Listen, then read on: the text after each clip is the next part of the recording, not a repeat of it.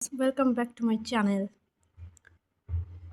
আজ আমি আপনাদের সাথে আলোচনা করতে চলেছি উইলিয়াম শেক্সপিয়ারের কিছু গুরুত্বপূর্ণ তথ্য।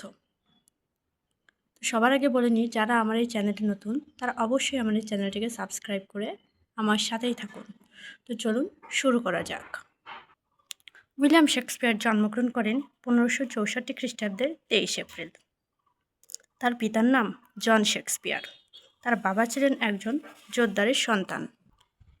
নিজের ভাগ্য পরিবর্তনের জন্য 1531 সালে স্ট্রাটফোর্ডে এসে শস্য, চামড়া এবং অন্যান্য কৃষিদ্রব্যের ব্যবসা শুরু করেন।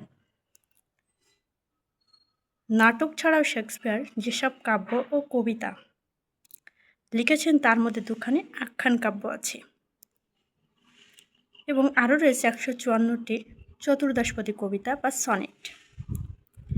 এর মধ্যে কতগুলো সনেট তার কোনো বন্ধুর উদ্দেশ্যে আর কতগুলো প্রেমমূলক কবিতা বা কোনো নারীর উদ্দেশ্যে রচিত।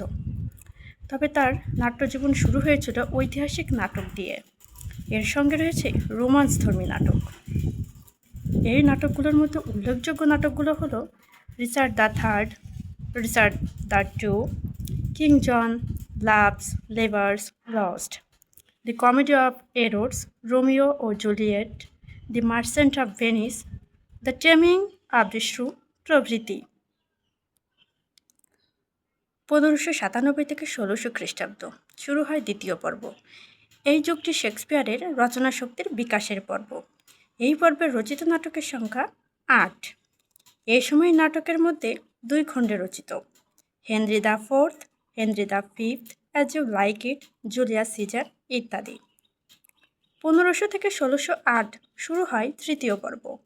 এ সময় হলো শেক্সপিয়ারের প্রতিভার পূর্ণ বিকাশ পর্ব। তবে এই সময়ে লেখা তার সব নাটকেই বেজেছে দুঃখের সুর। শেক্সপিয়ার তথা বিশ্ব সাহিত্যের শ্রেষ্ঠ ট্র্যাজেডিগুলো এই পর্বে লিখিত। এই পর্বের রচিত নাটকের সংখ্যা 10।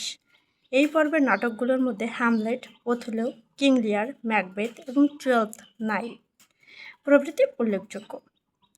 1608 থেকে 1911 শুরু হয় চতুর্থ পর্ব। শেক্সপিয়ারের পরিণত প্রতিভার নিদর্শন এ যুগেও পরিস্ফুট হতো। দুঃখের তীরবর্তী এই পর্বে প্রকাশিত এবং শিল্পী হৃদয়ের প্রশান্তিও এই অংশে লক্ষ্য করা যায়। এই পর্বের নাটকে নীতি ও আঙ্গিকেও এসেছে পরিবর্তন। এ সময় এই নাটকগুলোকে প্রধানত রোমান্স বলা যায়। ট্র্যাজেডির দৃঢ় নিবন্ধ শিল্পরূপ এই পর্বের নাটকগুলোতে অনুপস্থিত। এই পর্বের নাটকের সংখ্যা 5। এই নাটকগুলোর মধ্যে the winter star, the Tempest, king Henry the eighth উল্লেখযোগ্য। তিনি সর্বমোট 154টি সনেট রচনা করেন এবং 1616 সালে মাত্র 52 বছর বয়সে মৃত্যুবরণ করেন। তাকে হলি ট্রিনিটি চার্চে সমাহিত করা হয়। তো ভিউয়ার্স, আমার এই ভিডিওটা যদি আপনাদের ভালো লেগে থাকে তাহলে অবশ্যই শেয়ার, কমেন্টস, লাইক দিয়ে আমার সাথে থাকুন। Thank you.